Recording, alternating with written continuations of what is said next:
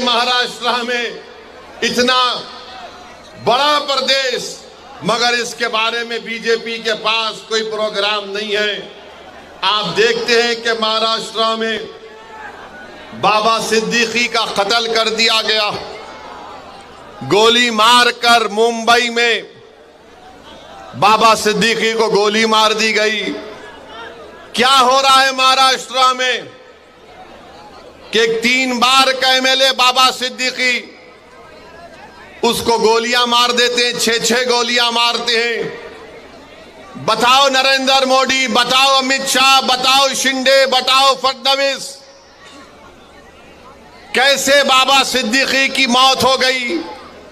अरे बताओ अजीत पवार, वो तो तुम्हारी पार्टी का था, तुम अपनी पार्टी के आदमी को नहीं बचा सकोगे तो तुम अपने आप को कैसे बचाओगे? नहीं, हम इतने दिन में पकड़ के दिखाएंगे। किसको पकड़े तुम? कहां है पकसल करने वाला? तो हर 2 दिन को मीडिया में आता, पुलिस वहां गई, पुलिस यहां गई, पुलिस वहां गई। अरे क्या महाराष्ट्र की पुलिस बड़ी काबिल पुलिस है? महाराष्ट्र के पुलिस का इंटेलिजेंस नेटवर्क बहुत स्ट्रांग है, मगर क्योंकि मोदी का राज है इसलिए महाराष्ट्र की पुलिस को कमजोर करके रख दिया गया। और इसी कमजोरी की वजह से आज आप देखते हैं कि जुल्म पे जुल्म हो रहा है, जुल्म पे जुल्म हो रहा है। बाबा सिद्दीकी को क्यों मारा गया? किसी के पास जवाब नहीं है। कोई बोलता है कोई जेल में बैठा है उसने मार दिया, कोई बोलता है नहीं वो फुला झगड़ा था उसने मार दिया। अरे सवाल ये पैदा होता है कि मारने वाले के पीछे दिमाग किसका है?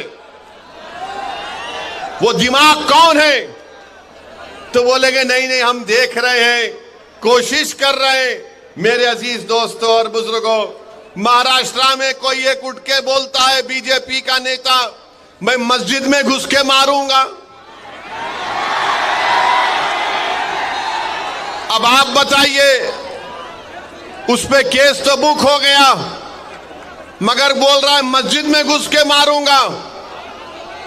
आखिर महाराष्ट्र में इतनी छूट कैसे मिल गई इन लोगों को कि कोई एक समुदाय के मजहबी जगह के बारे में कहता है कि मैं मस्जिद में घुस के मारूंगा?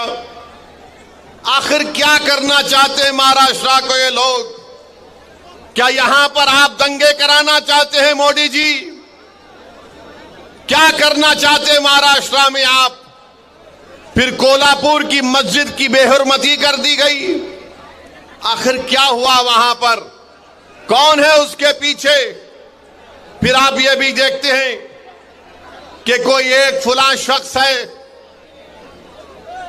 उन्होंने रसूलुल्लाह सल्लल्लाहु अलैहि वसल्लम की शान में गुस्ताखी करने की कोशिश की।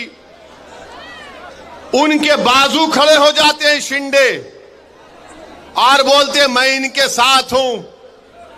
अरे आप उनके साथ हैं या महाराष्ट्र के जनता और भारत के संविधान के साथ हैं? बताओ शिंदे।